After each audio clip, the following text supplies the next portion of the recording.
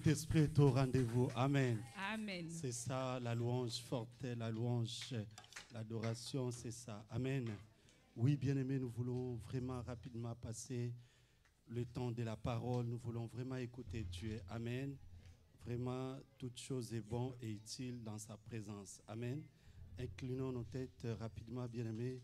Prie pour l'homme de Dieu. Prie pour la parole de ce matin. Prions tous. Alléluia. Seigneur Dieu, tu nous as dit l'homme ne vivra pas du pain seulement. Nous te rendons grâce pour l'assistance, le début jusqu'à la fin, Seigneur, que tu as fait parmi nous, éternel Père. Merci, le moment est là. Nous voulons t'écouter, Seigneur Dieu. Nous voulons encore, Seigneur, honorer ta parole pour ce matin, Seigneur Dieu. Bénis tout et chacun de nous. Bénis celui qui va porter cette parole, Seigneur, qui nous parlera de ta part. Qu'il soit béni de ta part, éternel Dieu de gloire. Bénis l'auditoire, éternel Dieu. Dans le nom de Jésus-Christ, nous t'avons ainsi prié. Amen. Amen. Oui, bien-aimés, mettons-nous debout parce qu'on reçoit les hommes de Dieu dans leur qualité. Amen. Nous voulons encore appeler notre jeune frère, un beau serviteur que Dieu est en train d'utiliser dans cette église, qui est parmi nous, le fils de la maison, notre frère Gilles-Christ David. Lorsqu'il s'approche, nous acclamons très très fort pour la gloire de notre Dieu. Acclamons pour la gloire de Dieu très très très fort. Amen. Gloire au Seigneur Jésus.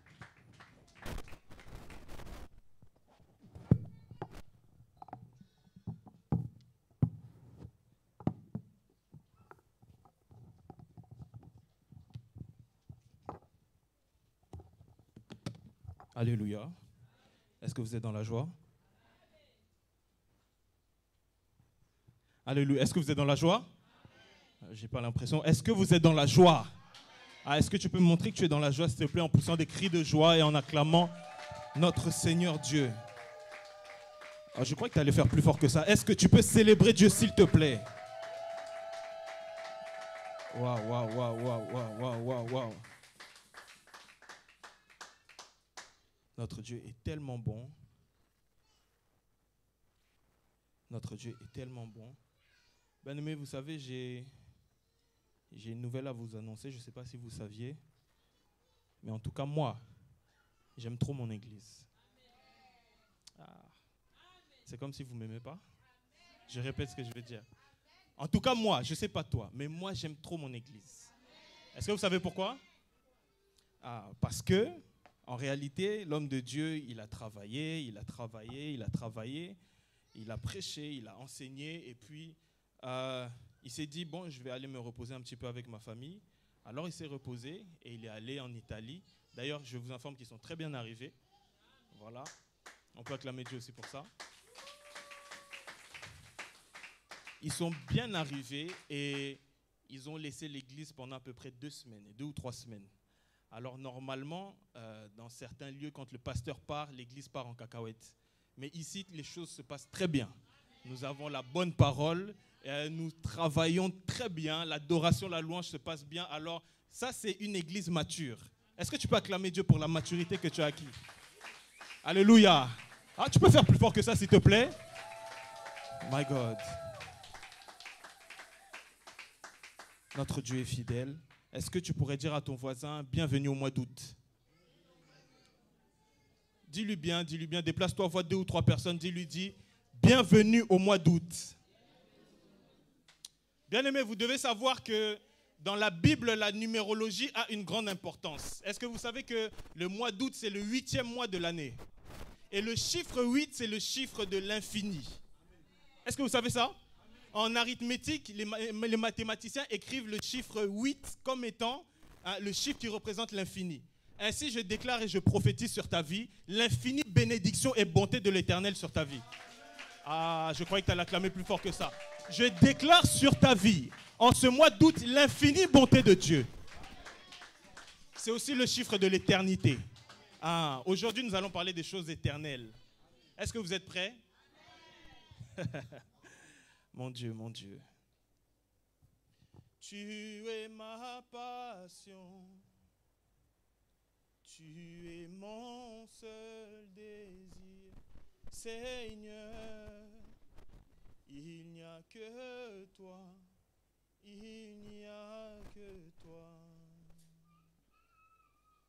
Tu es ma passion, tu es mon seul désir, Seigneur.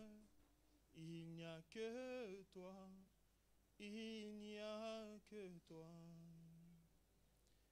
Aucun autre. Il n'y a que toi, il n'y a que toi. Oh, assis sur le trône, tu règnes à jamais. Oh, chantons assis sur le trône, tu règnes à jamais. Oh, chantons assis sur le trône, tu règnes à jamais. Oh, tu règnes à jamais, tu règnes. Oh, tu règnes. Chante avec nous. Tu règnes. Oh, tu règnes à jamais. Oh, tu règnes à jamais. Oh, tu règnes à jamais. Oui, tu règnes à jamais. Oh oui, ton trône est éternel, tu règnes. Oh oui, assis sur le trône, tu règnes à jamais. Oui, tu règnes à jamais.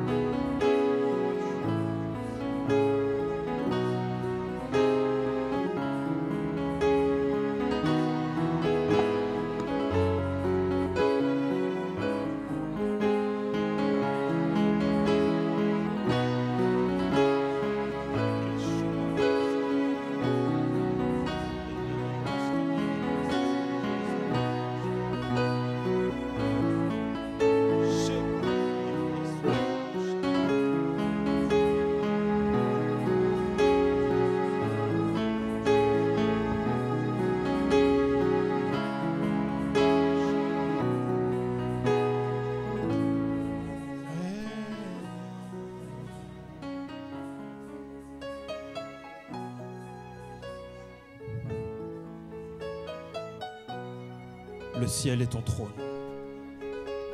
La terre est ton marchepied. Le ciel est ton trône. Et la terre est ton marchepied. Le ciel est ton trône. Et la terre est ton marchepied. Nous voulons te vivre en ce jour, Jésus. Gloire, honneur et louange à toi, Jésus, au nom puissant de Jésus, et nous poussons des cris de joie à l'honneur de celui qui vit au siècle des siècles.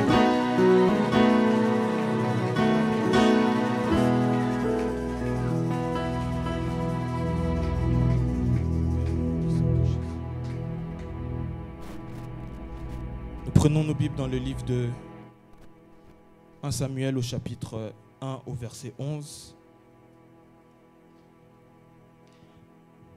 Je vous l'avais dit la dernière fois que j'étais passé ici, Dieu m'a inspiré de parler sur un grand thème qui s'appelle la croissance spirituelle pendant plusieurs dimanches. Et la première fois que nous en avons parlé, la première fois que nous avons abordé ce thème-là, nous avions eu le sous-thème qui s'intitulait d'abord Bara puis Yatsar. Qui s'en souvient? Qui s'en souvient? D'abord Bara puis Yatsar. Nous avons été richement bénis par la grâce de Dieu. Et aujourd'hui, le sous-thème d'aujourd'hui, c'est un sous-thème qui est encore assez bizarre. Est-ce que tu veux l'écouter? Je peux y aller? Voici le sous-thème de ce matin.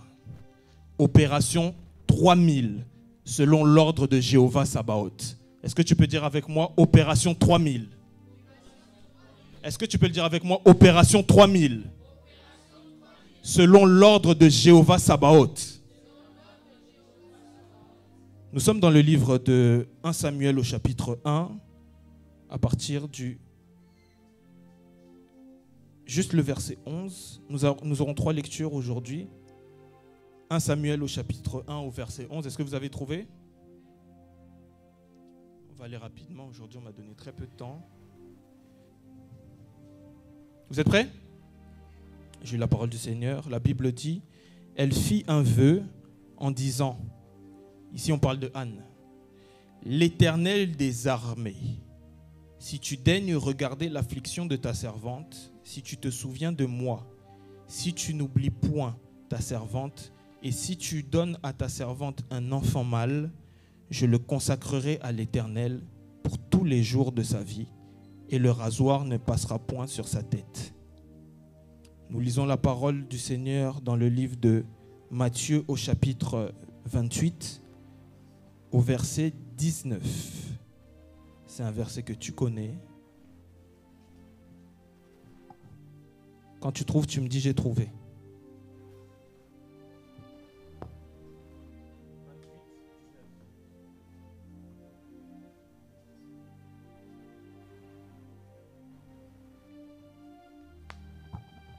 Est-ce qu'on peut se tenir debout pour honorer la parole, s'il vous plaît? Matthieu chapitre 28, verset 19, j'ai lu la parole du Seigneur.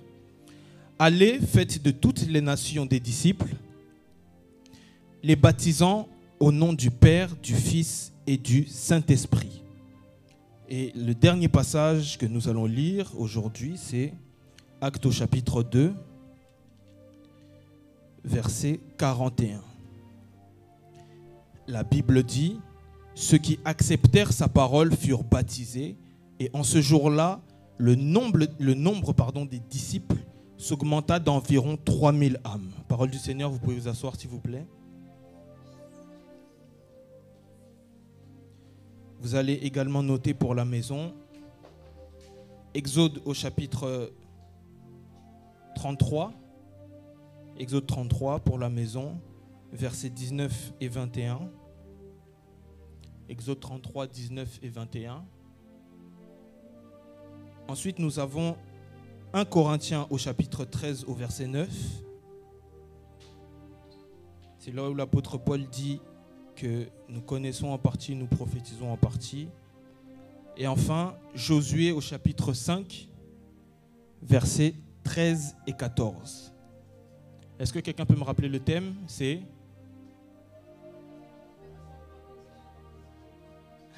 Opération combien? Opération 3000 selon l'ordre de Jéhovah Sabaoth. Alors aujourd'hui, bien-aimés dans le Seigneur, je ne sais pas ce qui s'est passé avec le Seigneur. Aujourd'hui, il m'a donné un esprit militaire. Vous savez, bien-aimés, à chaque fois qu'on est dans l'armée, quand il y a des combats qui sont spéciaux, alors il y a des opérations spéciales. Alléluia. Et Dieu me dit de te dire en ce matin qu'il y a une opération spéciale qui s'intitule Opération 3000. Tu peux répéter avec moi, Opération 3000. Notre Dieu est bon. Alors avant d'aller plus loin, j'aimerais bénir le Seigneur pour la vie de l'évangéliste Anderson. Je sais qu'il est en train de nous suivre en live. Je bénis également la vie de tous les frères et toutes les sœurs qui nous suivent en direct. Que Dieu vous bénisse. N'hésitez pas à partager ce lien et ce live, car je sais que Dieu va nous faire énormément de bien et que vous serez richement bénis. Alléluia. Alors je vais essayer de courir après le temps. J'ai beaucoup de choses à dire, mais on va essayer d'aller droit à l'essentiel et nous allons voir où est-ce que Dieu va nous emmener. Répète après moi s'il te plaît, opération 3000. Opération 3000. Selon l'ordre de Jéhovah Sabaoth. La première chose, bien-aimés dans le Seigneur, que j'aimerais vous dire, c'est que notre Dieu, c'est un Dieu qui est mystérieux. La première chose que j'ai envie de vous dire, frères et sœurs, c'est que notre Dieu, c'est un Dieu qui est incernable et incompréhensible dans sa totalité. Je vous ai dit tout à l'heure de lire le livre de Exode au chapitre 33. Vous allez vous rendre compte que Dieu rencontre Moïse et il lui dit « Il est impossible que l'homme puisse voir ma face et rester en vie. » Pourquoi ?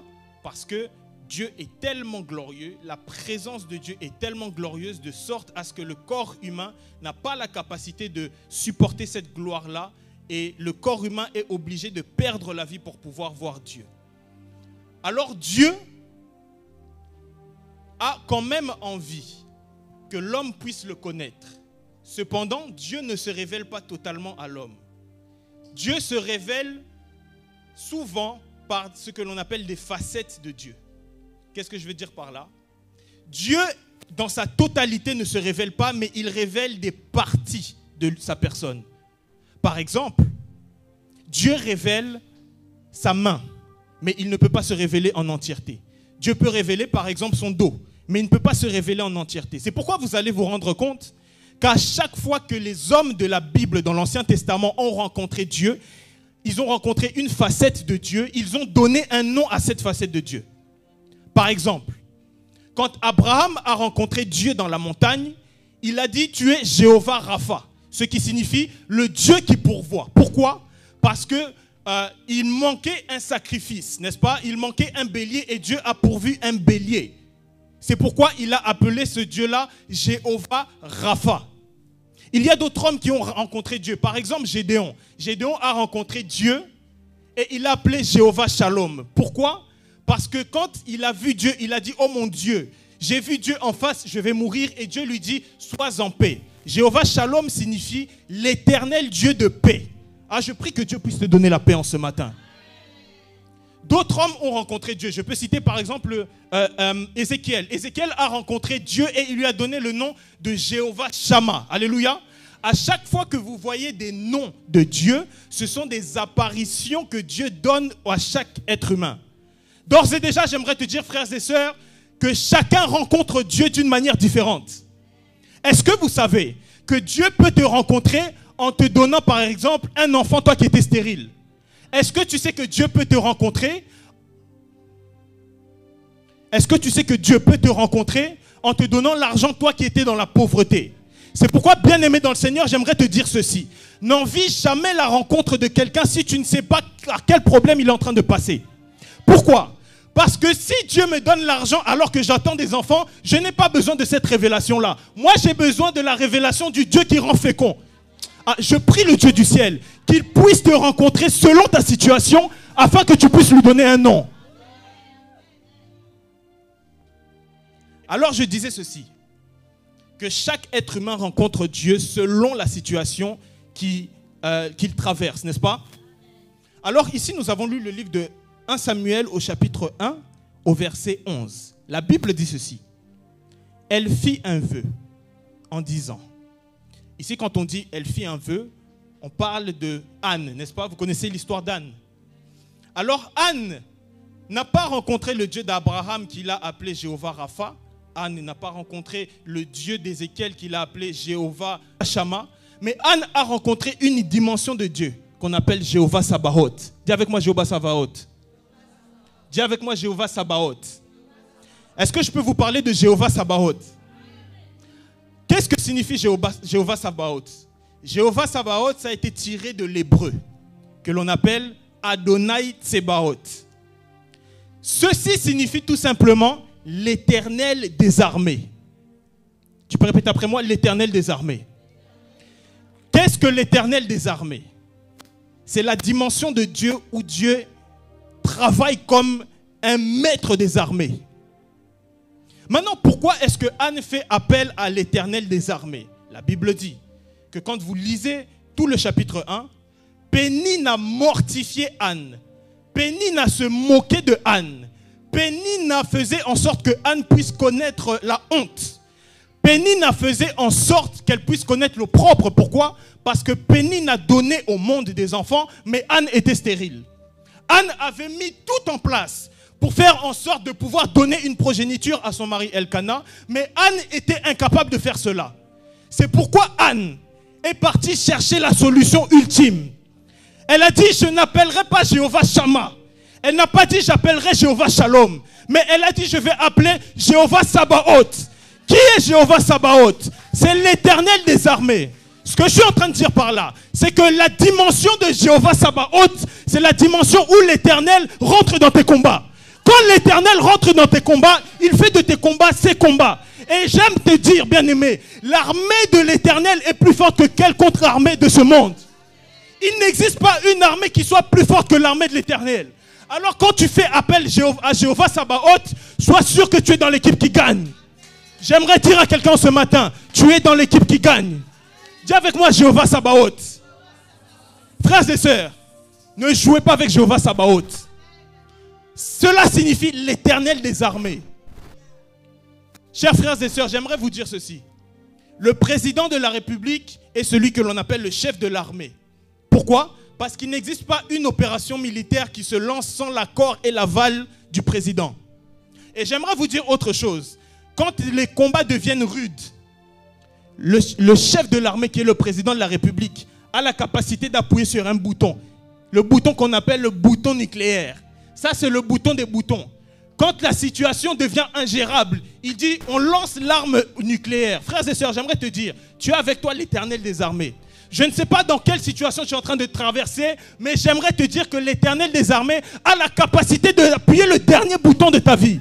Le bouton qui te dérangeait, mon Dieu, le problème qui te dérangeait a une solution qui s'appelle Jéhovah Sabaoth, c'est-à-dire l'Éternel des armées. Que tu puisses rencontrer l'Éternel des armées dans tes problèmes.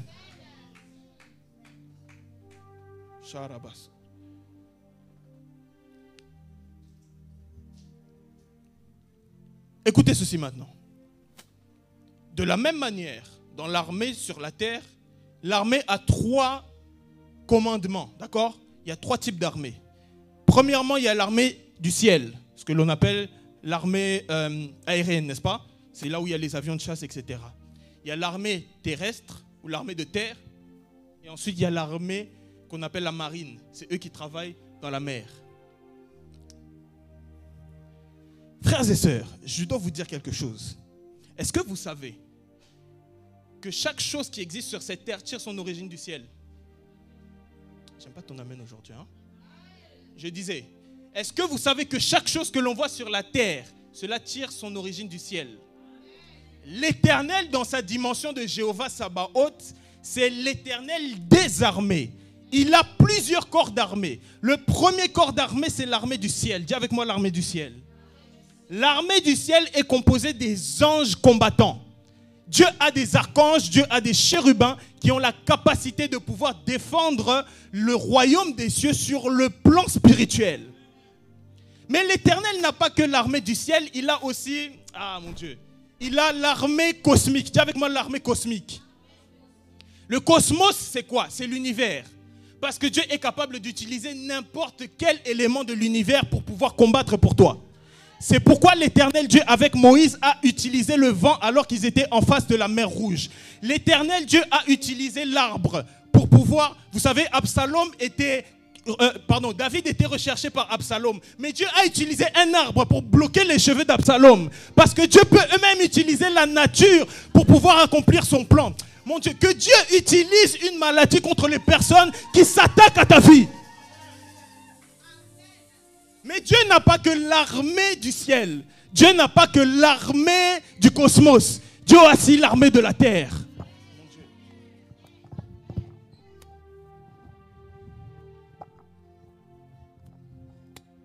Nous lisons la parole du Seigneur dans le livre d'Ézéchiel. Mon Dieu, le temps passe vite. Ézéchiel,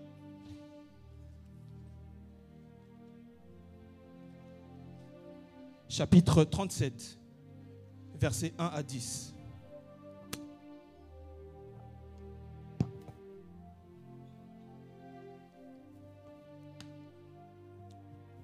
J'ai la parole du Seigneur.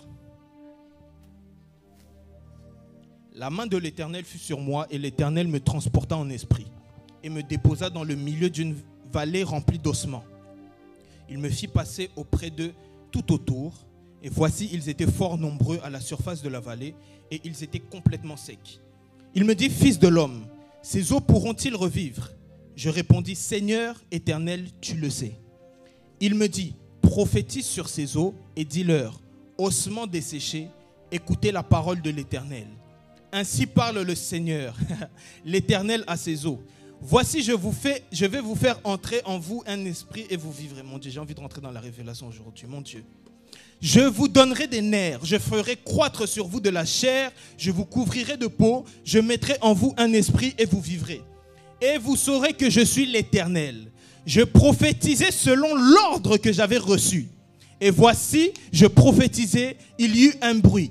Et voici, il se fit un mouvement. Les eaux s'approchèrent les uns des autres. Verset 8, je regardais et voici, il leur vint des nerfs. La chair crue et la peau les couvrit par-dessus. Mais il n'y avait point en eux d'esprit. Il me dit, prophétise et parle à l'esprit. Prophétise, fils de l'homme, et dis à l'esprit, ainsi parle le Seigneur l'Éternel. Maintenant, écoutez ceci. Répétez après moi. Esprit, esprit, viens des 4 vents, souffle sur ces morts et qu'ils revivent. Maintenant, écoutez, je prophétisais selon l'ordre qu'il m'avait donné et l'esprit entra en eux et ils reprirent vie. Maintenant, ils se tinrent sur le pied. Maintenant, écoutez bien, c'était une armée nombreuse, très nombreuse. Parole du Seigneur, acclamons la parole de Dieu.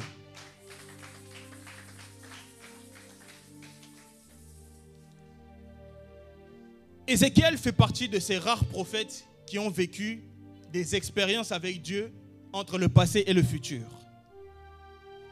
Ézéchiel fait partie de ces rares prophètes qui ont vécu en même temps la Genèse chapitre 1 au verset 2 et en même temps Actes chapitre 2 au verset 1 et 2.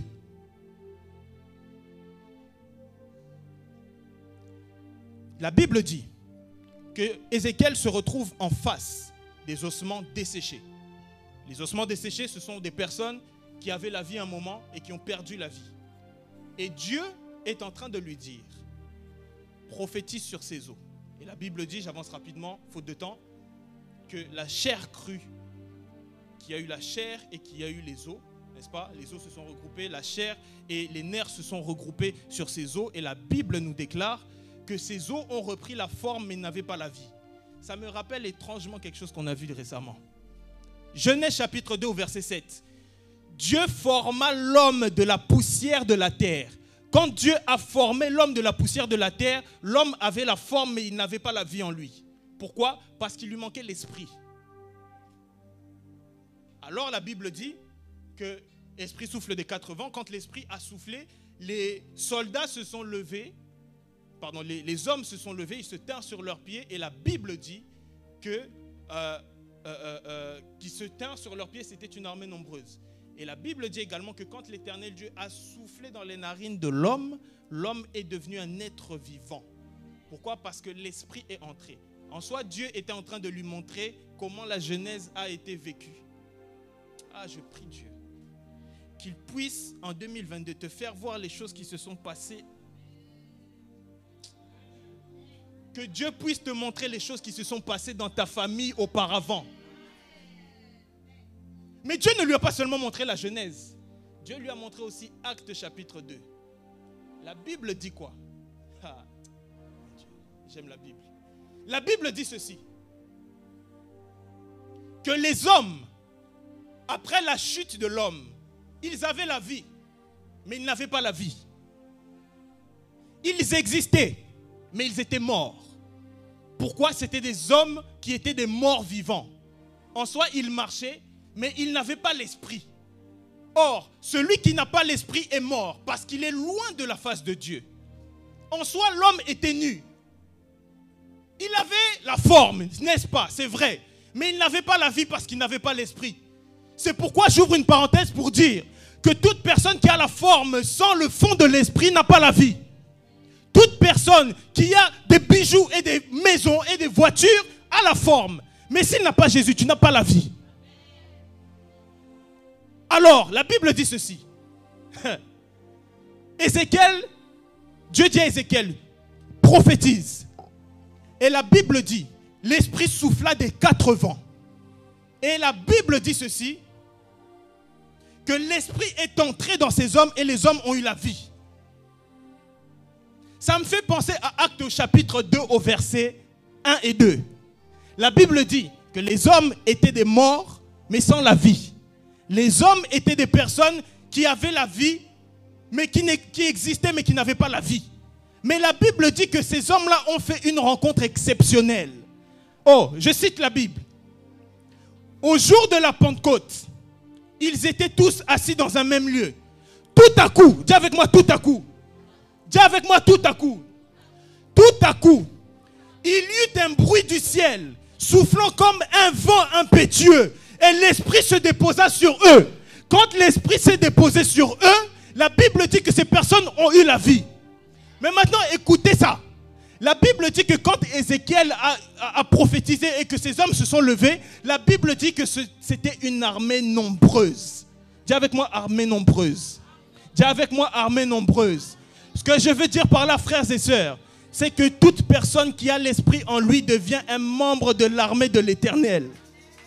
Aïe, aïe, aïe, tu ne me donnes pas une amen aujourd'hui. Je dis ceci, que bien aimé, tu n'es pas n'importe qui. Tu es un soldat qui a l'insigne de l'Éternel. Pourquoi? Parce que depuis que tu as reçu le Saint-Esprit dans ta vie, tu as le sceau de l'Esprit. Et ce sceau de l'Esprit-là te donne d'agir comme un militaire dans le monde spirituel. Ah mon Dieu, je suis venu changer l'identité d'une personne. En ce matin, je suis venu te rappeler que tu as l'identité d'un soldat en Christ.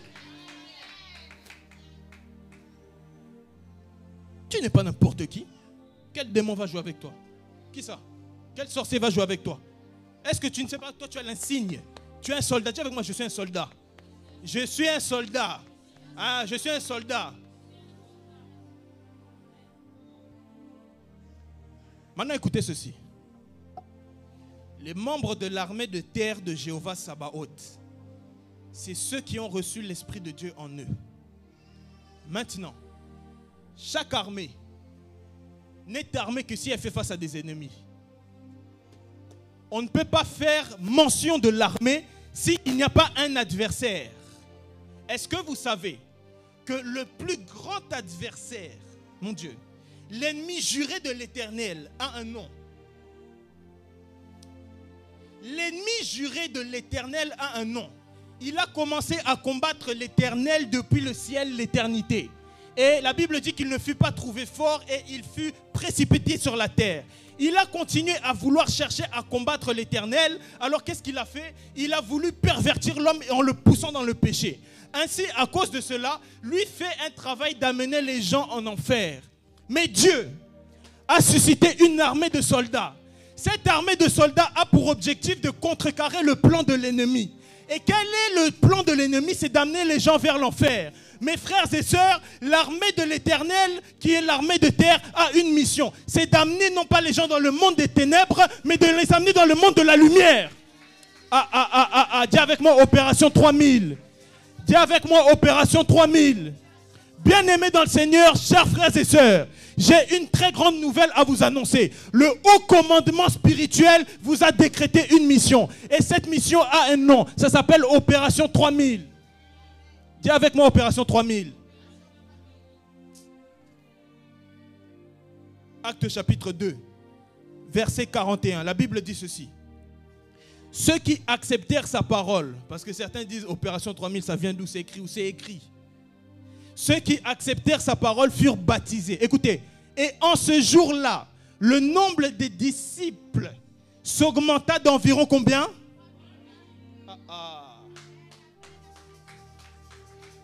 Je reprends. Ceux qui acceptèrent sa parole furent baptisés.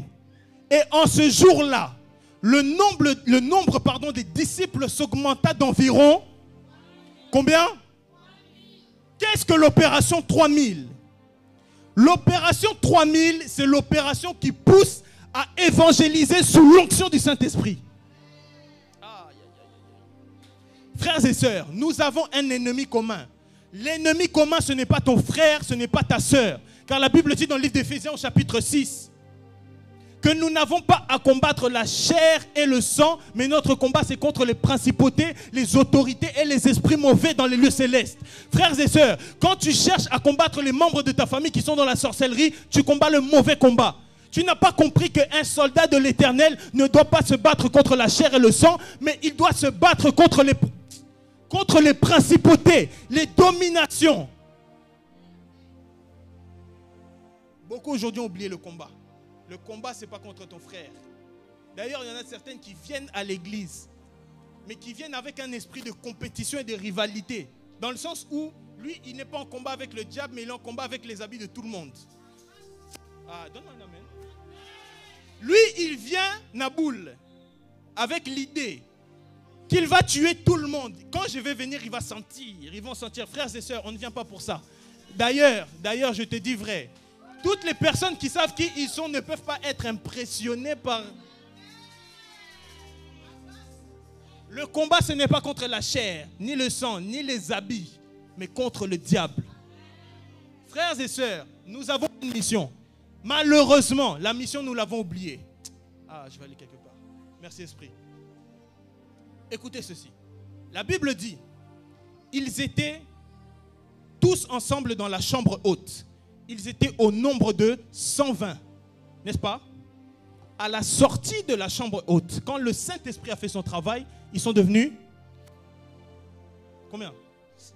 Non, 3000. 3000, n'est-ce pas? Je reprends.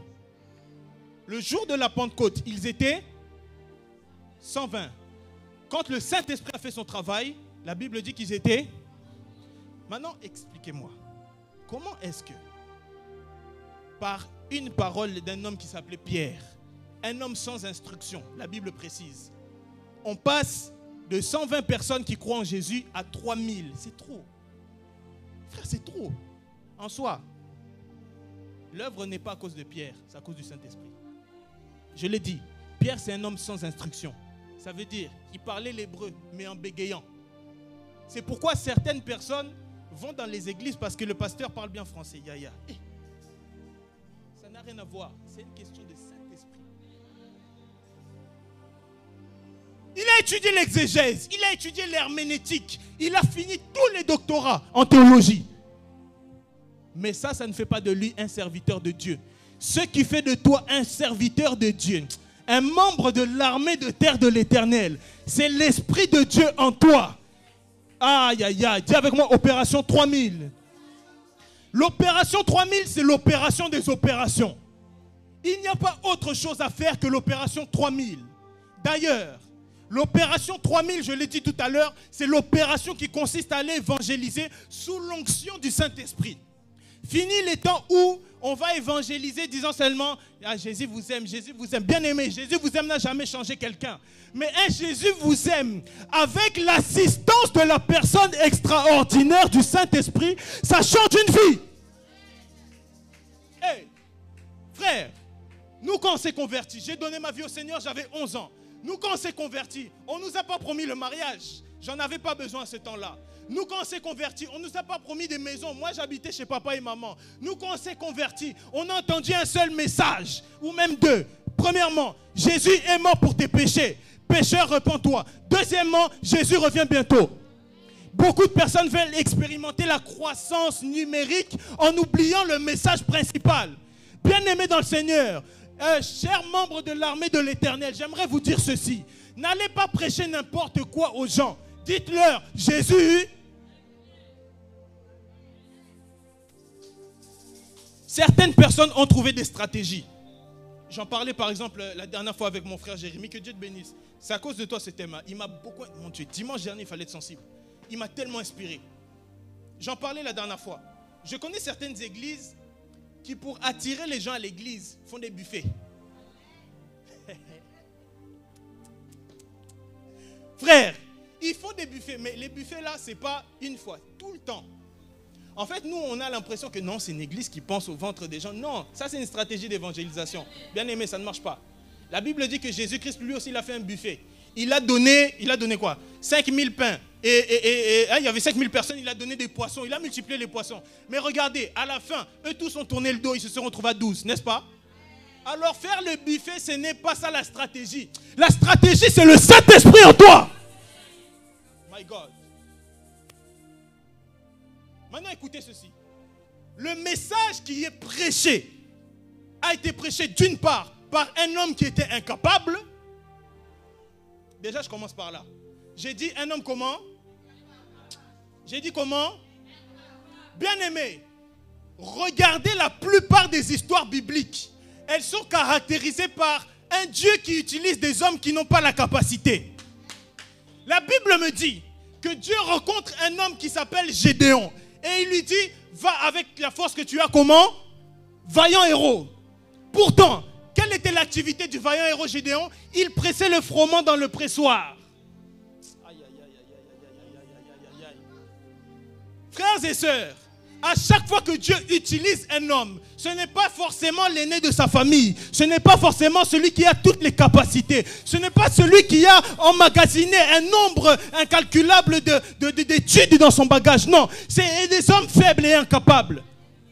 Parce que Dieu aime prendre la gloire. Parce que la Bible dit qu'ils étaient trop nombreux pour aller à la guerre. Dieu a dit non. S'ils vont en grand nombre et qu'ils gagnent, ils diront que c'est par le nombre. Prenez un petit nombre et allez. Tout ça pour vous montrer que le Dieu de la Bible, que l'on appelle Jéhovah Sabaoth, n'utilise pas des hommes qui ont toutes les qualités possibles. Non, ils utilisent des personnes qui ont des incapacités. Moïse était bègue, mais il était l'un des plus grands leaders de l'Ancien Testament. Frères et sœurs, je ne sais pas dans quel endroit tu bégayes dans ta vie, mais j'aimerais te dire que Dieu aussi veut t'utiliser. J'entends pas ton amen. Il est où? Dieu veut t'utiliser dans ton incapacité, dans ton français qui boite, la papa, le maman. Dieu veut t'utiliser pour faire l'opération 3000.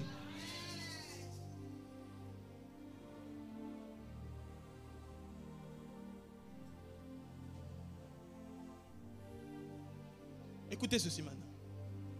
J'ai dit que cette opération 3000 a été donnée par quelqu'un qu'on appelle qui? Redis, t'as dit, redis. Redis, c'est ça? Redis encore. Jéhovah, oui, comment? Au moins, elle m'a écouté. Ma bonne répondre, s'il te plaît. L'opération 3000, c'est une opération qui a été décrétée par l'Éternel des armées, à savoir Jéhovah Sabaoth. Maintenant, écoutez comment il a décrété ça. Allez et faites de toutes les nations des disciples. Dieu a dit allez. Le verbe qui est utilisé, c'est le verbe aller à la forme impérative, comme pour dire que c'est un ordre. Tu n'as pas le choix. Allez, va. Vous savez comme je parle là, les chrétiens n'aiment pas ça. Les chrétiens de 2022 sont tellement frustrés que quand tu commences à donner un ordre, ils n'aiment pas ça. Quand ton pasteur te dit va, fais. Oh non, le pasteur ne me considère pas, il me manque. Frère, il y a aller. Dans l'armée de l'Éternel, on y apprend la soumission. Combien sont ceux qui sont soumis à l'Éternel ici?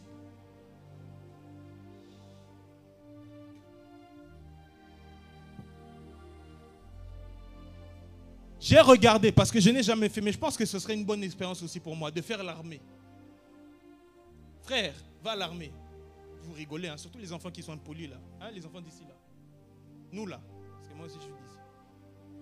Moi je ne suis pas impoli. Frère, va à l'armée. Tu vas comprendre. Mais la véritable armée, c'est ici, l'église. Maintenant, toi, quand on t'envoie une petite responsabilité, tu ne veux pas. Tu te frustres. Allez!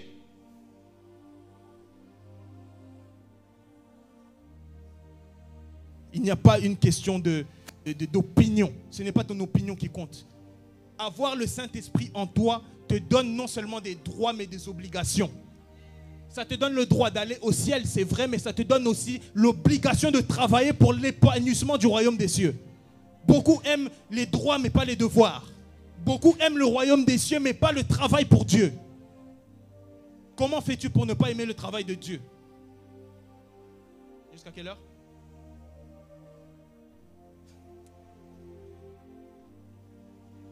Est-ce que je peux aller plus loin? J'ai envie d'enseigner quelques principes ici. Dis avec moi, opération 3000. tout cas, s'il y a quelque chose que tu oublies, n'oublie pas ça. Opération 3000. Dieu veut nous amener à bien aimer. Ah, mon Dieu. En fait, pourquoi est-ce que je parle de ces choses-là? Nous sommes dans un temps où l'Église est tombée dans la distraction. Quand je parle de l'Église avec un grand E. L'Église corps du Christ. On est tombé dans une distraction. Pourquoi? Parce que on priorise les choses qui ne sont pas prioritaires et on met au premier plan les choses qui n'ont rien à voir. Certains messages devraient être prêchés de manière sporadique, c'est-à-dire rarement. Et d'autres devraient prendre la place. Bien-aimés dans le Seigneur, je dois vous dire la vérité. Parler du Jésus-Christ qui revient bientôt, ça ne fait pas sauter des gens. Hey. Toi, Jésus revient bientôt, tu vas sauter pourquoi? Tu as entendu ça depuis que tu es enfant. Jésus revient bientôt, depuis tes parents, tes grands. Jésus revient. Donc, ça ne t'étonne pas. Mes frères, sœurs, je vous dis vrai. Quand tu sais et tu as la conscience du Christ qui revient bientôt, c'est ce genre de message qui touche les gens. Mais maintenant, aujourd'hui, il y a des mouvements qui se sont lancés. Regardez un peu ce qui se passe sur le réseau.